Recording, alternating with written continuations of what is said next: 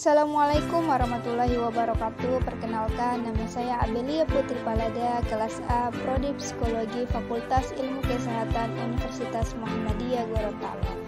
Di sini saya akan membahas tentang psikologis anak terhadap sekolah online, di mana dampak belajar daring yang telah berjalan sangat berdampak pada psikologis anak, mulai dari rasa bosan dengan aktivitas di rumah saja. Anak juga dituntut beradaptasi belajar dari rumah yang pasti berbeda dengan di kelas, sehingga hal-hal seperti ini bisa menimbulkan kondisi tertekan pada anak, psikis anak, dan berpotensi munculnya stres pada anak. Dampak belajar dari rumah secara daring juga dirasakan sulit untuk diikuti oleh sebagian anak-anak yang membutuhkan penjelasan melalui interaksi langsung dengan guru. Selain itu, hilangnya kesempatan bermain dengan teman sebaya yang menjadi salah satu hal yang menyenangkan bagi anak usia dini.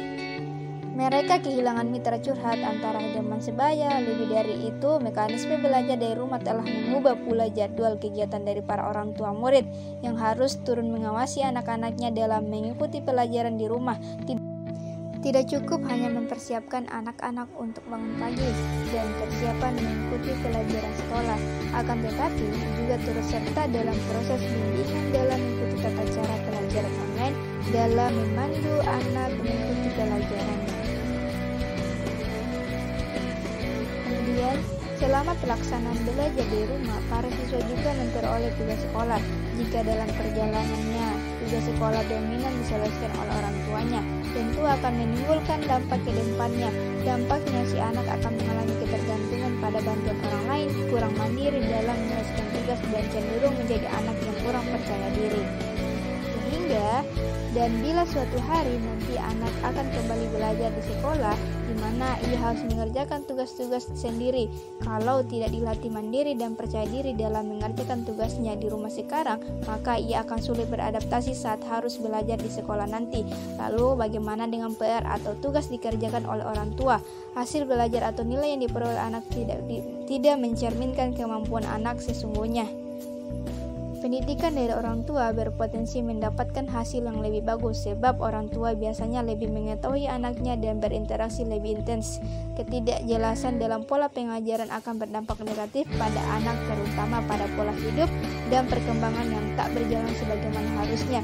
Demikian hal yang apabila hal ini berlangsung dalam waktu yang cukup lama, maka secara emosi perkembangan anak didik nantinya akan sangat berbeda bila dibandingkan dengan perkembangan anak didik yang mengikuti mekanisme belajar tatap muka. Terkait dengan pembelajaran jarak jauh atau daring ini, untuk menjaga kesehatan mental untuk anak dapat dilakukan dengan beberapa cara. Yang pertama, dengan melakukan aktivitas belajar sesuai dengan jadwal dari sekolah atau tidak menunda-nunda. Yang kedua, sediakan waktu untuk melakukan kegiatan yang menyenangkan, misalnya bermain, baca buku yang dia sukai, main game, olahraga, menghabiskan waktu bersama kakak atau adik agar anak bisa rileks sesudah belajar. Kemudian, jika mengalami kesulitan dalam belajar, bisa bertanya atau diskusi dengan guru atau teman melalui chat online atau bisa belajar dari pengetahuan di internet. Belajarlah di tempat yang nyaman, tenang sehingga bisa fokus dan konsentrasi. Sedangkan bagi para orang tua disarankan tetap tenang dalam mendampingi anak belajar di rumah. Kemudian mengatur waktu orang tua antara untuk mendampingi anak, disarankan tidak ragu untuk berdiskusi dengan guru.